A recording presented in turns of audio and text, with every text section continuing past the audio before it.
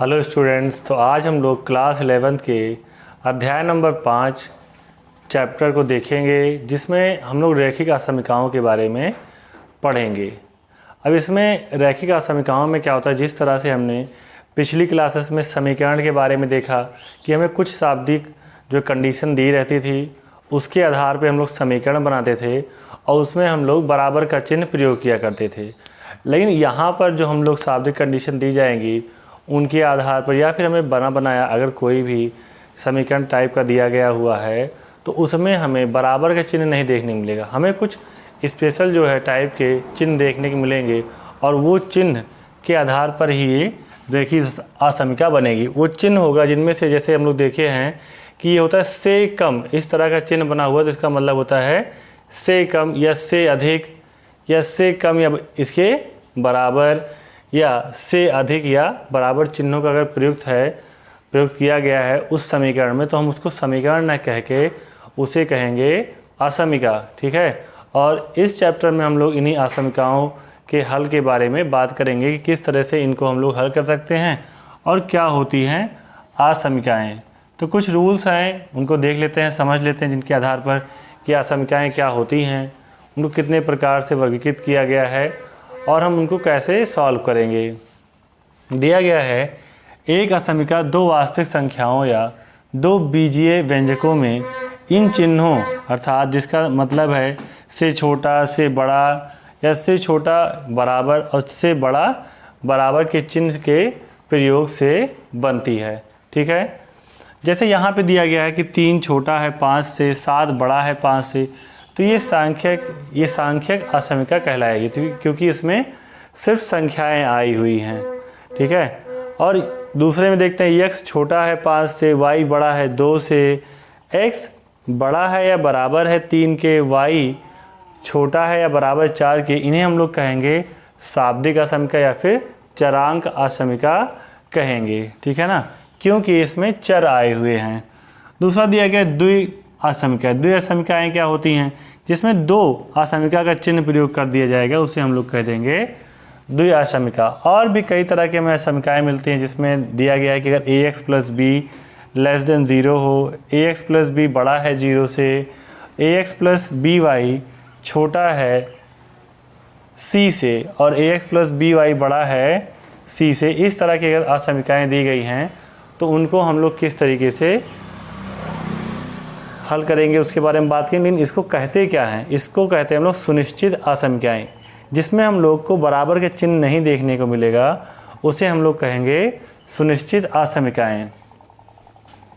और जिन असमीकाओं में जैसे यहाँ पे हमें बराबर का चिन्ह भी देखने को मिल रहा है तो इन असमीकाओं को हम लोग सिर्फ असमीकाएँ कहेंगे। और भी दिया है, देखो ax square plus B X plus C greater 0 दिया गया है, यहाँ पर ax square plus B X plus C less than और इक्वल 0 दिया गया है, तो इन्हें हम लोग द्विघात असमीकाएँ भी कहते हैं। तो ये हो गया कुछ छोटे मोटे तरीके से इसको हम लोग कह सकते हैं डिवाइड किए हुए हैं, क्या होती है सुनिश्चित असमीकाएँ और क्या होती हैं असमीकाएँ। तो इन बातों को आप लोग नोट कर लीजिए, अच्छे समझ लीजिए और आगे के रूल्स हम लोग देखते हैं। जैसे कि इसमें ये जो चिन्ह बना हुआ है जिसकी तरफ ये बड़ा का खुला हुआ चिन्ह रहेगा, है ना, इसका मतलब वो बड़ा है। जैसे यहाँ पे देखो 5 बड़ा है तो 5 की तरफ इसका जो मुँह है वो खुला हुआ है, तो इससे हमें ये पता चल जाता है कि ये बड़ा है और ये छोटा है। ठीक है, इसे इसी के हिसाब से हम लोग पढ़ेंगे। जैसे 3 छोटा है क्योंकि इसके तरफ छोटे का बंद चिन्ह बना हुआ है, तो बंद होने का मतलब है कि ये छोटा होगा। ठीक है, और 5 की तरफ बड़ा बना हुआ है, तो आप लोग इसको नोट कर लीजिए, हम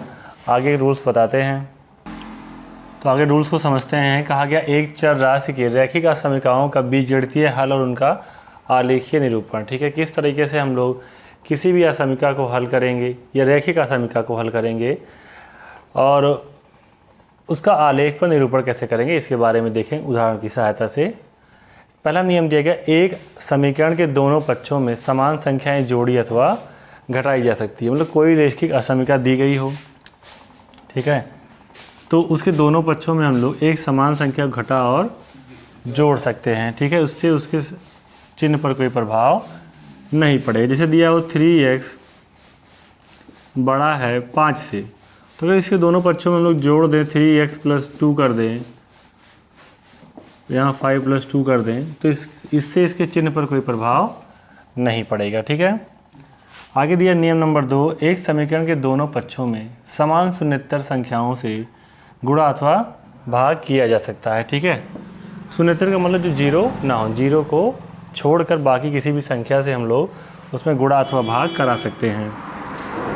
लेकिन और नोट पॉइंट दिया गया है कि ऋणात्मक संख्याओं से असंख्या के दोनों पक्षों में गुणा अथवा भाग कराने पर असंख्या के चिन्ह विपरीत हो जाते हैं।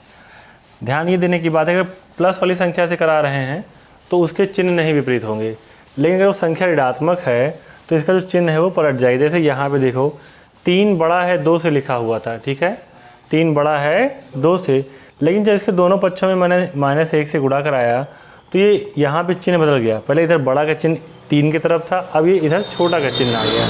ठीक है, कि -3 जो है छोटा हो जाएगा -2 से। ठीक है, तो ध्यान ये देना है कि अगर हम माइनस वाली संख्या से गुणा अथवा भाग करा रहे हैं तो उसका चिन्ह पलट जाएगा। ठीक है, जैसे यहाँ आप देखो 8 -8 छोटा है -7 से दिया गया था, इसमें मैंने क्या किया, दोनों पक्षों में -2 से गुणा करा दिया। जैसे ही -2 से गुणा कराया, देखो ये चिन्ह पहले इधर बना था छोटा का, अब किधर बन गया, छोटे का चिन्ह उधर बन गया, और ये आ गया कि 8 × 16, 8 × 2 कराएंगे 16 आ जाएगा, और 7 दूनी 14, तो 16 बड़ा है 14 से। ठीक है, तो ध्यान देना है कि जब हम लोग गुणा अथवा भाग कराएंगे माइनस की संख्या से तो चिन्ह को बदल देंगे समीकरण को हल करते समय या समीकरण को हल करते समय। और अगर हम लोग किसी ऐसी संख्या से गुणा या भाग करा रहे हैं जो धनात्मक है तो उससे चिन्ह पर कोई प्रभाव नहीं पड़ेगा। ठीक है, आप लोग इसको नोट कर लीजिए, जो चीज़ें नहीं समझ में आई हैं उसको हम लोग उदाहरण में देखेंगे, तो इसको आप लोग नोट करिए पहले, फिर हम लोग एग्जाम्पल्स देखते हैं।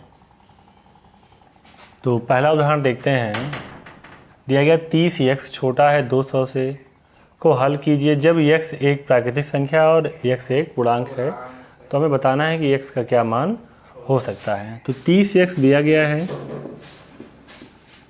छोटा है 200 से, तो सबसे पहला काम अगर हमें x की वैल्यू फाइंड करनी है तो इसमें 30 से दोनों पक्षों में भाग कर देंगे, 30x/30 और 200/30, तो ये x आ जाएगा यहाँ पे, यहाँ 20/3 है ना। अगर डेसिमल में देखा जाए इसको तो लगभग हो जाएगा 3 × 18 और फिर ऐसे ही कुछ आता जाएगा ना 6.6 करके, मतलब 6 से थोड़ा बड़ा होगा। तो पहले क्वेश्चन का अगर कंडीशन देखे करा x एक प्राकृतिक संख्या, अगर x एक प्राकृतिक संख्या है तो जो प्राकृतिक संख्या होती है वो 1 से लेकर अनंत तक होती है। तो यहाँ पे कहा गया x जो है छोटा है 6.6 से, तो कितना छोटा हो सकता है, 1 हो सकता है, 2, 3, 4, 5 और 6। ठीक है, हम 7 नहीं ले सकते क्योंकि ये 6.6 है, मतलब 6 से थोड़ा बड़ा है। ठीक है, हाँ 7 से छोटा है, तो इतनी संख्याएं हमें यहाँ मिल जाएंगी। तो ठीक है, दूसरा देखते हैं, कहा गया है x एक पूर्णांक है। अब पूर्णांक क्या होता है, वो माइनस में भी होता है, -1, -2, -3 ऐसे ही। तो यहाँ हमें माइनस को भी ऐड करना पड़ेगा कि -3, -2, -1, 0, 1, 2, 3, 4, 5 एंड 6। तो जो प्राकृतिक संख्या है वो तो आएंगी, लेकिन यहाँ बोल दिया है x जो है छोटा है 20/3 से, मतलब 6 से छोटी जितनी हमें नंबर्स मिलेंगे उन सबको ले सकते हैं। अब पूर्णांक में तो सारे माइनस वाले भी आ जाते हैं, तो यहाँ पे हम लोग माइनस को भी इंक्लूड कर लेंगे, तो ये माइनस में इन्फानाइट तक जा सकता है। ठीक है, आया समझ में। तो पहला उदाहरण हो गया, इस तरीके से हमें असमीकरणों को हल करना है। तो दूसरा उदाहरण देखते हैं, नोट कर लो इसको। दिया गया हल कीजिए 5x - 3 < 3x + 1। ठीक है, तो इसको सॉल्व करते हैं और x की वैल्यू फाइंड करते हैं। तो 5x - 3 और 3x + 1।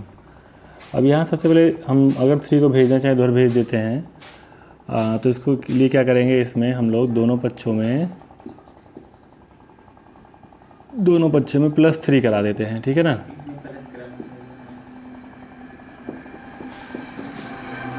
अब दोनों पक्षों में +3 कराया, 3 से 3 कैंसिल हो गया, यहाँ बचा 5x < 3x + 4।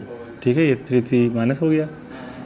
अब देखो ये 3x हमें इधर चाहिए, तो इसको तुम ऐसे भी कर सकते हो 3x को इधर लाओगे तो ये माइनस हो जाएगा। या फिर तुम ये कह सकते हो कि हमने क्या किया कि यहाँ दोनों तरफ 3x घटा दिए, दोनों पक्षों में हमने 3x घटा दिए, वो एक ही बात है। चाहे 3x को इधर ले आओ, जैसे हम लोग समीकरण को हल करते थे, है ना, जैसे समीकरण को हल करते थे तो उसमें हम लोग बराबर के इधर भेजते थे तो चिन्ह जो है उसका बदल जाता था, वैसे ही इसमें भी हम लोग कर सकते हैं।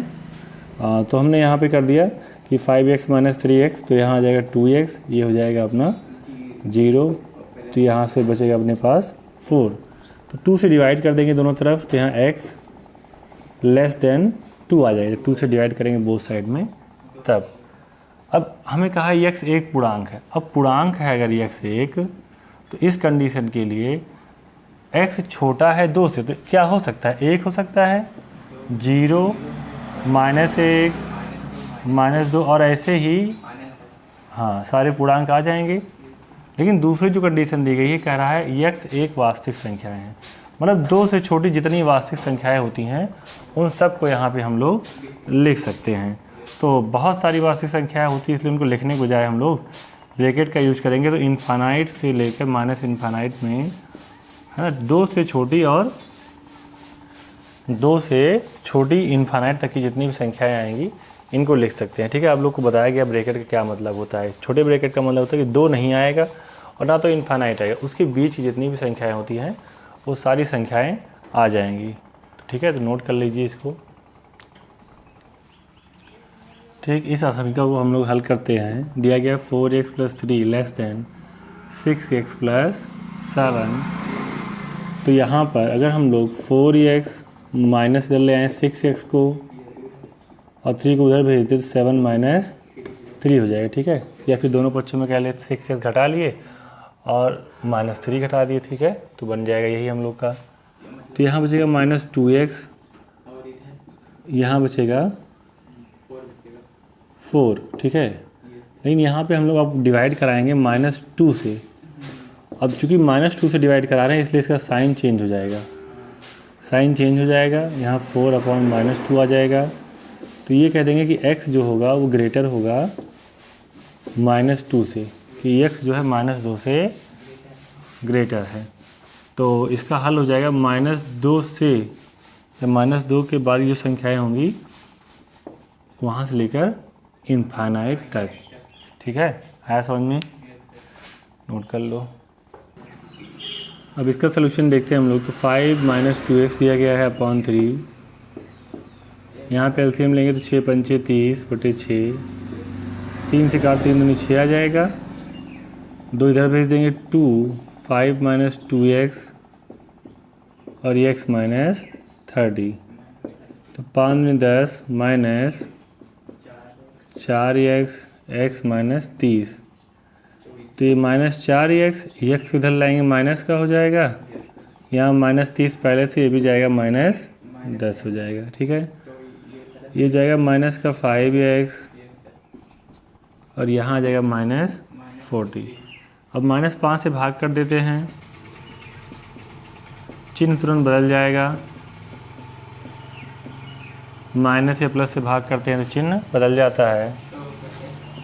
x बड़ा होगा या बराबर होगा किसके, 8 की। ठीक है, तो x बड़ा है 8 से या बराबर है, तो यहाँ हम लोग बड़े ब्रैकेट का यूज कर सकते हैं। 8 से बड़ा है इनफाइनाइट तक। ठीक है, ठीक है, 8 से लेकर इनफाइनाइट तक। सॉल्व कर लो इसको। तो 5th नंबर उदाहरण में कहा गया है कि इसको जो असंख्या दी गई हल करना है तो संख्या रेखा पर आलेखित भी करना है। तो देखिए कैसे करेंगे। पहले इसको हल कर लेते हैं। 3x + 7x + 3 < 5x + 9, 5x इधर ले आओ, 7x - 5x 9 - 3 हो जाएगा, तो यहाँ 2x, 6 बचेगा, 2 से भाग कर देंगे तो x छोटा हो जाएगा 3 से, कि x जो है 3 से छोटा है। नंबर लाइन पे इसको बनाएंगे तो यहाँ लिखेंगे 0, 1, -1 का इधर, -2, -3, -4, -5, ऐसे ही जाएगा इनफाइनाइट तक। ठीक है, इधर आएगा 1, 2 3 4 ऐसे, ठीक है। 5 आ जाएगा और आगे ये भी जाएगा इन्फानाइट तक। कहा x छोटा है 3 से, बराबर तो है नहीं, तो 3 नहीं आएगा। और जब 3 नहीं आया तो मैंने बताया है तुम लोग को पिछले चैप्टर्स में कि यहाँ खाली गोला बनाएंगे, ठीक है। अगर 3 भी इसमें शामिल होता तो इसको हम लोग फिल कर देते, और 3 से छोटा है तो इधर की लाइन को हम लोग कर देंगे डार्क, इधर की लाइन को हम लोग कर देंगे डार्क। मतलब इससे छोटे जितने भी नंबर है सारे आ जाएंगे। 3 को छोड़कर उससे छोटे जितने नंबर हैं उन सबको शामिल किया गया इसमें, ठीक है। तो ये हो जाएगा इसका सलूशन, नोट कर लो। दिया गया हल कीजिए इस समीकरण को तथा इस हल को संख्या रेखा पर आलेखित करना है। तो 3x - 4/2 greater than equal x + 1 - 1, ठीक है। तो यहाँ 3x - 4/2 लिख लेंगे, एलसीएम लेंगे यहाँ तो 4 आएगा, x + 1 - हो जाएगा। 2 2 जा 4, 2 को इधर भेज देंगे 2, 3x - 4 x - 3 बचेगा, ठीक है। 3 दूनी 6 8 x - 3 हो जाएगा। x को इधर ले आएंगे माइनस हो जाएगा, 8 उधर भेज देंगे तो प्लस हो जाएगा। यहाँ बचेगा 5 और यहाँ पर भी बचेगा 5। x बड़ा होगा या बराबर होगा 1 के, ठीक है। तो अगर इसको संख्या रेखा पर हम लोग बनाएं तो अगर ये 0 है तो इधर -1 -2 ऐसे चलेगा, ठीक है। यहाँ 1 2 3 4 5 ये भी इन्फानाइट तक जाएगा और ये माइनस इन्फानाइट तक। कह रहा है 1 के बराबर है और इससे बड़ा है। x जो है 1 के बराबर है, अगर बराबर है तो इस पॉइंट को हम लोग डार्क कर लेंगे, इससे ये पता चलता है कि 1 भी इसमें आया हुआ है, ठीक है। और उससे बड़ा 1 से बड़ा तो हाँ दाएं तरफ बढ़ा देंगे इसको, पूरा जितने भी नंबर थे सारे आ जाएंगे, ठीक है। तो हम कह देंगे कि यहाँ पर 1 से लेकर इन्फानाइट तक आए हैं, ठीक है। नोट कर लो इसको। तो 7 नंबर क्वेश्चन में कहा गया है, देखिए कि कक्षा 11 के प्रथम सत्र व द्वितीय सत्र की परीक्षाओं में एक छात्र के प्राप्तांक 62 और 48 हैं। वह न्यूनतम अंक ज्ञात कीजिए जिसे वार्षिक परीक्षा में पाकर वह छात्र 60 अंक का न्यूनतम औसत प्राप्त कर सके। मतलब उसे टोटल उसका एवरेज निकल के आए वो 60 अंक हो। 60 अंक न्यूनतम, मतलब उससे ज़्यादा उसका अंक हो सकता है। तो मान लेते हैं, मान लीजिए कि जो है छात्र वार्षिक परीक्षा में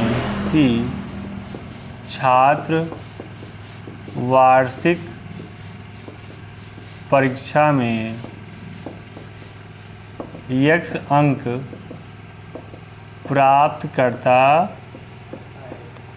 है। तो उसे पहले भी 2 अंक मिल चुके हैं, एक तो 62 मिला हुआ है, एक में 48 कम है मान लो, तो उसे x दे दिया हमने। इसका औसत आएगा 60 या उससे अधिक। ये जो नंबर उसे मिले ये तो 60 मिल जाए या तो उससे अधिक मिल जाएगा 60 से, तो पास हो जाएगा, ठीक है। तो ये जो इसको नंबर मिलेगा 60 के बराबर भी हो सकता है और उससे अधिक भी हो सकता है। सॉल्व कर लेंगे इसको। तो 3 को उधर भेज दो और ये 8 2 10 और 6 4 10 और 1 11 प्लस x और यहाँ हो जाएगा 6 3 18, ठीक है। तो x आ जाएगा अपना 180 माइनस 110, कितना बचेगा 70 आएगा। मतलब x जो होगा वो 70 होगा न्यूनतम या तो उससे अधिक। तो न्यूनतम हमसे कहा गया था कितना न्यूनतम अंक प्राप्त करे तो वो पास हो जाएगा। तो उस छात्र को वार्षिक परीक्षा में न्यूनतम 70 अंक प्राप्त करने चाहिए, है ना। उस छात्र को वार्षिक परीक्षा में न्यूनतम 70 अंक प्राप्त करने चाहिए। अगर 70 अंक से कम प्राप्त करेगा तो फेल हो जाएगा, ठीक है। न्यूनतम उसे 70 अंक चाहिए होंगे, ठीक है। नोट कर लो इसको और अगला प्रश्न देखते हैं। कहा गया क्रमागत विषम संख्याओं के ऐसे युग्म ज्ञात कीजिए जिनमें दोनों संख्याएं 10 से बड़ी हों, दोनों संख्याओं 10 से बड़ी होनी चाहिए और उनका योगफल जो है 40 से कम हो। तो मान लेते हैं, माना दो क्रमागत विषम संख्याएं क्या हैं, x व x+2 हैं, जिनमें x छोटी है और x+2 बड़ी है, ठीक है ना। इस तरीके से हमने मान लिया। तो x क्या है, कह रहा है 10 से बड़ी होनी चाहिए, दोनों संख्याएं 10 से बड़ी होंगी। अगर छोटी 10 से बड़ी है तो दूसरी तो वैसे भी 10 से बड़ी हो जाएगी। और इनका योगफल जो है 40 से कम हो, तो इनका योग कर लेंगे x और x+2। ये जो इनका योगफल आए वो 40 से कम हो, 40 से छोटा हो, 40 से ज़्यादा ना होने पाए। तो जोड़ेंगे तो 2x और +2 <40 हो जाएगा। 2 को उधर भेज दो तो 40 - 2, तो यहाँ बचेगा कितना, 38। भाग कर दें कितना आ जाएगा, 19। मतलब x जो है 19 से छोटा है और x 10 से बड़ा है। x जो है 10 से बड़ा और छोटा है 19 से। तो ऐसी हमें संख्याएं देखनी है जो 10 से बड़ी हो और 19 से छोटी हो। बड़ा है तो क्या होना चाहिए, x 11 होगा। अब इसके बाद हम लोग 12 नहीं ले सकते हैं, क्योंकि उसमें x अगर 11 होगा तो 11 + 2 कितना होना चाहिए, 13 होना चाहिए। अगर अगली संख्या हम लोग मान लो ले लेते हैं 13 ले लेते हैं, तो अगला क्या हो जाएगा अपना 15 हो जाएगा। ऐसे 15 ले लेंगे तो 17 हो जाएगा और 17 लेंगे तो 19 होगा, ठीक है। आई बात समझ में, नोट कर लो इसको। तो इस तरह से हम लोग जो है उदाहरण को जो है समझ लिए, रूल्स को समझ लिए। इसके एक्सरसाइज के प्रश्न हम लोग अगले वीडियो में देखेंगे। आप लोग इसको अच्छे से नोट कर लीजिए, समझ लीजिए, तभी हम लोग प्रश्नों को हल कर पाएंगे।